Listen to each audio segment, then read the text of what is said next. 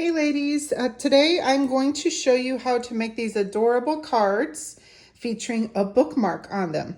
This is Trisha Petito, and I am bringing this to you from one of my fellow consultants. Amy McGrew actually showed us how to do this, and I thought it was so much fun. I wanted to show you how to do this. So these cards are simple and easy. They open up, and the best part, the feature element, is this little part that comes off, and it's almost like a gift to the person that you are sending the card to, and it's a bookmark.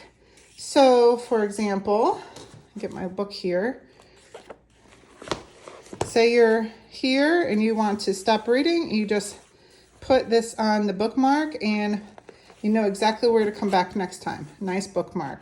So not only is it a cute card, but sending that little extra gift is just so much fun.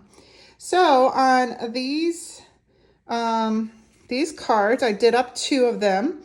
If you are one of my ladies that have gotten a kit, you can get your kit out and follow along with me. I'm going to make one more of these so that way you can kind of see how to put them together. And I'm also going to give you the measurements. So if you don't have one of my kits, or you would like to make it again, or you're just making it at home with us, you'll have all the measurements that you need to be able to recreate these cards. In essence, you pick out one, like a pretty paper, a pretty pattern paper that has the 2 sides to it. The zip strip, which is that little strip at the top of the paper, as well as some coordinating cardstock. And you are ready to go. Oh, and of course, always pick out a stamp set that you like. For these particular 2 cards, I used a recent stamp of the month from Close to My Heart. This one with the little skunk on it is from May, which is a little stinker stamp of the month. How cute is that? And then I also used for this one, this little hedgehog, I got him off of Precious Moments stamp of the month, which was our stamp of the month in March. So these are perfect examples where there's a cute little character that you could put in that circle, but pretty much any of your stamp sets, you could find something that was cute and then use one of the coordinating sentiments on the front. Okay, so let's get to putting one of these together. And get my pieces here. Okay, if you have a kit, you're going to see that you have all these pieces in your kit. If you don't, and you're doing this at home, well, we're gonna cut these pieces. And I'll give you all the sizes as we go, okay? So it's not that many pieces actually.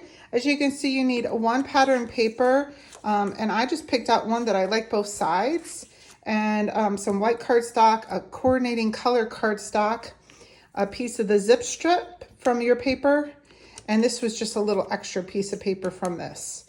And then my circles. So we have several thin cuts that would work. You want one that'd be slightly smaller than the other, so I did the plain circle as the back and then a scallop circle as the front. And because I was making many of these kits, I did cut them out on my Cricut, but we have many thin cuts that would work for this as well. So just make sure your one circle is just slightly smaller than your second circle so they nestle on top of each other. Okay, so we're going to put some of these little pieces off to the side. Okay, so first things first, this coordinating cardstock is going to be your base. The base, this cardstock is 4 1/4 by 5 1/2. That's 4 1/4 by 5 1/2. And then you're going to take your pretty pattern paper, and that is 4 by 5 1/4. That's 4 by 5 1/4. And we're just going to go ahead and glue those together. You can use any type of glue that you prefer. Doesn't matter, whichever you like to do your items with. I'm using a tape runner. And we're just going to center that on there. So you should have a little border of the lagoon around the edges or whatever cardstock you have. Okay. And then I want you to take that white piece of paper next. That's 4 1/4 by 6 1/2. 4 1/4 by 6 1/2. You're going to take that and we're going to fold that And you can do it with your fingers. Sometimes I like to take my boning folder so I can do a nice crisp edge. Okay. And that is actually going to go here right in the middle, but I'm not going to adhere that just yet. The next piece is the other part of our coordinating cardstock, and that is 5 by 5. 5 inches by 5 inches. So what we're going to do with this is we're going to take it and we're going to fold it in half.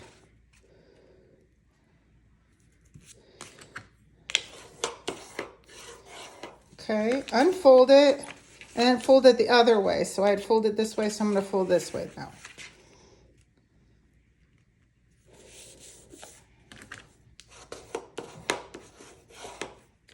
Okay, here's where the magic happens. Take a pair of scissors and this lower right hand corner, we're going to cut this out. Now, can you do this with your trimmer? Absolutely. I just find, since my scissors are right here and they're just two simple cuts right along a seam, I'm gonna just do it with my scissors. But if you're very particular about doing it perfect, you can do it with your trimmer as well. Okay, so your paper should look like this with one square removed. You're going to take the top point across from your square that you removed, and you're going to fold it down to the middle. So it's a triangle instead of a square. So it looks like this. And you can even use your boning folder if you like. Okay. And then we're going to take this piece and fold it backwards, and this piece and fold it backwards. And that is our little bookmark that we're going to be using. Now, you do have a flap up here that's loose, and then of course your flap in the back. So let's put a little bit of adhesive on that to keep it closed. Close that shut, and then the back side.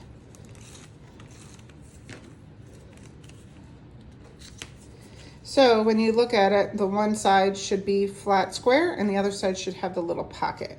And that's what's going to go up here as our bookmark. And if you folded it nice, it should sit on here there really nicely. You could always play with it a little bit if your corners were a little off. But truthfully, I had a couple that the corners were off just a little bit and you couldn't even really tell. Okay, so this is gonna go on here. Let's not do any tape on that, please, or no adhesive on this, because you want to be able to take this on and off. Okay, so just be careful of that. You want to put adhesive on the back here. This is the card portion of it, and we're just going to center it right here in the middle. Everything else after this point is just embellishment. So we had a couple pieces here. I initially was going to put the just the plain old zip strip down at the bottom, but I felt like I wanted a little something else. So your zip strips are 1/2 inch and it's 3 inches long is what I cut it at. So I had a little bit of play on either side, but I wanted a little bit more. So I made a one piece 1 inch by 3 inches so I could mount this on here and just add it a little extra on there. So you can do it with or without, but on this particular card, I'm going to go ahead and add it on for that little extra bling. So it's a 1/2 inch by 3, and then the bigger piece is 1 inch by 3. And I'm gonna adhere this down at the bottom. It's really just to color the bottom of it with coordinating, so it all kind of pulls together. Okay, and then we're gonna take our circle. I decided for this particular card, because there were some gold elements in the paper, I decided to make this a gold glitter paper. You could do any cardstock, glitter paper, holographic paper, anything you think that would match your paper nicely. I just thought this gave it a little extra bling with that gold, and it pulled out the gold in the paper. So we're gonna take this. So this circle that I made was a 2.5 inch circle. We're gonna adhere that on there. And what I did is I held the corner up here so it stayed on nice and tight, and I shoved this underneath there, making sure it's nestled in as far as it could go. and then set it down. Remember, that's the part that's going to stay on your card when you remove the bookmark, okay? And last but not least is your circle. I made this one a scallop circle just for some added cuteness to it. This is a 2 1/4 circle, so it's just a little bit smaller than this circle, so it'll sit on here nicely. You're going to stamp it with whatever stamp that you want, and then you're going to adhere it onto here. Now remember, do not adhere it here, or otherwise you won't be able to take your bookmark off. You only want to put adhesive up in this area. So I just did it like right on the edge, and then I centered it around my gold circle and then placed it down. I would suggest you do your stamping before you glue it down, just in case you make a mistake. You could always cut another piece. And so your stamp will go right here.